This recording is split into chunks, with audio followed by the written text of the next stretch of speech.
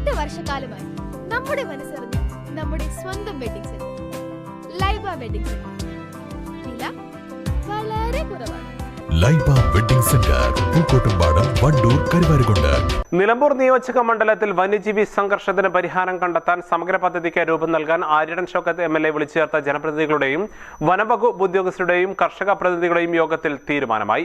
വനംവകുപ്പിന്റെയും തദ്ദേശ സ്വയംഭരണ സ്ഥാപനങ്ങളുടെയും പൊതുജനങ്ങളുടെയും പങ്കാളിത്തത്തോടെ പദ്ധതിയുണ്ടാക്കാൻ കർമ്മസമിതിക്കും രൂപം നൽകി. ഒരു ചർച്ചയും ഒരു ചിന്തയും ഒരു രൂപവും ഉണ്ടാക്കാൻ വേണ്ടിയാണ് നമ്മൾ ഇവിടെ കൂടിയിട്ടുള്ളത്.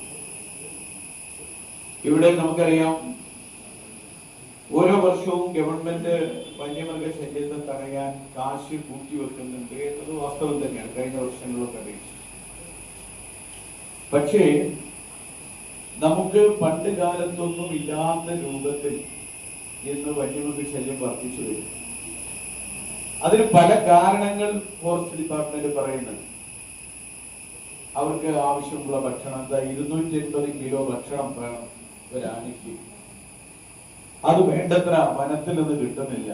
അപ്പൊ അത് വളരെ പെട്ടെന്ന് എവിടെ നിന്ന് കിട്ടും അന്വേഷിച്ചു വരികയാണ്. ആനത്താരകൾ നമ്മൾ അടച്ചിട്ടിരിക്കുന്നു എന്നൊക്കെ പറയുന്ന കുറെ കാരണങ്ങൾ ഇതിനായി പറയുന്നത്.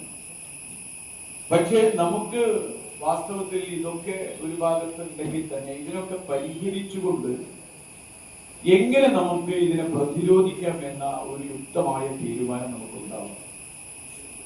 അപ്പോഴാണ് DFOയുടെ നേതൃത്വത്തിൽ തന്നെ കാസർഗോഡ് നടത്തിയ ഒരു വലിയ പദ്ധതി.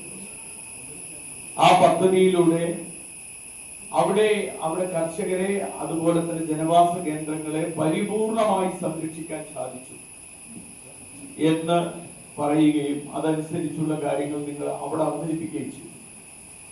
അങ്ങനെയെങ്കിൽ എന്തുകൊണ്ട് ആ ഒരു മാതൃകയിൽ തന്നെ നമുക്ക് എന്തുകൊണ്ട് നിലമ്പോഴും നമുക്ക് ചെയ്തുകൂടാ? പിന്നത്തെ ഒരു കാര്യമുള്ളത്, ഒന്ന് ഞാൻ എപ്പോഴും DFOയോടും ഉദ്യോഗസ്ഥന്മാരോടും പറയുന്ന ഒരു കാര്യം, ഒന്ന് നിങ്ങൾ എന്ത് ചെയ്യുന്നു എന്നത് ജനത്തിന് അറിയുന്നില്ല എന്നതാണ് ഒരു കാര്യം.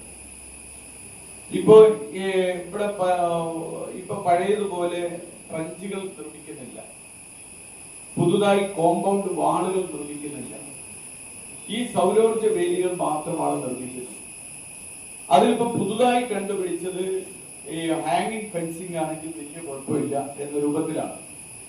ഇനി ഹാങ്ങിങ് ഫെൻസിങ് ആണെങ്കിൽ തന്നെ ഹാങ്ങിങ് ഫെൻസിങ്, ആ ഹാങ്ങിങ് ഫെൻസിങ് എത്ര ചുങ്കത്രയിൽ ജനവാസ കേന്ദ്രത്തിൽ തമ്പടിച്ച കാട്ടാനെ വനത്തിനുള്ളിലേക്ക് തുരത്താൻ സത്വര നടപടി സ്വീകരിക്കാൻ യോഗം നോർത്ത് DFOയ്ക്ക് നിർദ്ദേശം നൽകി. വന്യജീവി സംഘർഷം തടയാൻ സന്നദ്ധ പ്രവർത്തകരായ യുവാക്കളെ ഉൾപ്പെടുത്തി ഇവർക്ക് പ്രത്യേക പരിശീലനവും യൂണിഫോമും നൽകി ദ്രുതകർമ്മസേനയുണ്ടാകും. വന്യജീവി സംഘർഷമുണ്ടാകുമ്പോൾ ഉടനടി ഇടപെടാൻ വനംവകുപ്പ് ഉദ്യോഗസ്ഥർക്കൊപ്പം ഇവരെയും നിയോഗിക്കും. വന്യജീവികളുടെ ആക്രമണം കാരണം മലയോരത്ത് കൃഷി ചെയ്യാൻ കഴിയാത്ത ദുരിതവും ജീവൻ നഷ്ടമാകുന്ന ആകുലതകളും കർഷകർ പങ്കുവച്ചു. പതിറ്റാണ്ടുകളായി കൃഷിക്കാർ നികുതിയടയ്ക്കുന്ന ഭൂമിയിൽ നികുതിയടയ്ക്കുന്നത് തടഞ്ഞുകൊണ്ട് വനംവകുപ്പ് നോട്ടീസ് നൽകുന്നത് നിർത്തിവെക്കണമെന്നും ആര്യടൻ ഷൗക്കത്ത് MLA ആവശ്യപ്പെട്ടു. പോത്തുകലിൽ പുലിയെ പിടിക്കാൻ പുതിയ കൂട് സ്ഥാപിക്കാനും തീരുമാനമായി. ആന, പുലി, കരടി, പന്നി തുടങ്ങിയ വന്യജീവികൾ ജനവാസ കേന്ദ്രങ്ങളിൽ ഇറങ്ങിയാണ് നിലമ്പൂർ മേഖലയിൽ വ്യാപക നാശനഷ്ടങ്ങൾ വരുത്തുന്നത്. പലയിടത്തും ജനങ്ങൾ പുറത്തിറങ്ങാൻ പോലും ഭയക്കുകയാണ്.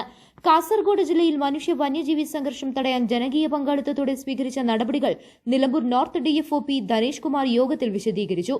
നിലമ്പൂർ ബ്ലോക്ക് പഞ്ചായത്ത് പ്രസിഡന്റ്, നഗരസഭാ ചെയർമാൻ, പഞ്ചായത്ത് പ്രസിഡന്റുമാർ, നിലമ്പൂർ നോർത്ത് സൌത്ത് DFOമാർ, റേഞ്ച് ഓഫീസർമാർ, തഹസിൽദാർമാർ, ITDP പ്രൊജക്ട് ഓഫീസർ, കൃഷി ഓഫീസർമാർ, രാഷ്ട്രീയ പാർട്ടി പ്രതിനിധികൾ, കർഷക പ്രതിനിധികൾ, ആദിവാസി പ്രതിനിധികൾ അടക്കമുള്ളവരെ ഉൾപ്പെടുത്തിയാണ് കോർ ഗ്രൂപ്പിന് രൂപം നൽകുന്നത്.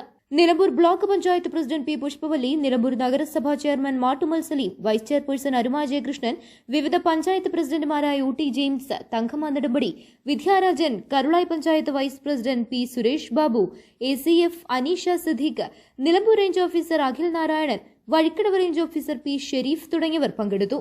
News bureau, Nilambur. സ്വന്തം ഹൈസ്പീഡ് ഇന്റർനെറ്റ്, നമ്മുടെ സ്വന്തം ഇന്റർനെറ്റ്.